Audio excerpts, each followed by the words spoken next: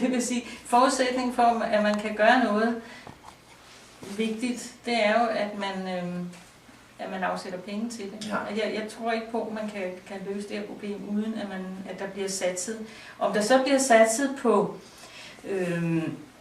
altså hvis det du siger med, at man så skal bygge ungdomsklubber, eller hvad det nu er, der gør, man på en eller anden måde skal have ansat nogle personer, som kan blive rollemodeller, som kan blive mentorer, eller hvad pokker vi nu vil kalde dem, ikke? Til at støtte. Så koster det.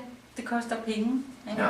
Og jeg har det lidt sådan nu, at jeg synes hele tiden, at hver gang regeringen siger noget, ikke, så siger det kan vi ikke gøre. Vi ville gerne. Ja. Og vi sagde det også i valgkampen, men nu kan vi ikke gøre det, fordi vi har et underskud på 100 milliarder, og det er den anden regerings skyld, og nu kan vi ikke gøre noget som helst. Ikke? Og det er lige ved at tage overhånd, ikke? Ja. Altså, fordi så det er jo et spørgsmål om at prioritere her. Ikke? Og jeg tror, det er vigtigt. Jeg tror, det er vigtigt, at man ikke taber, det kan være op til flere generationer af unge, fordi de ikke får en uddannelse, og de ikke kommer videre i systemet. Ja.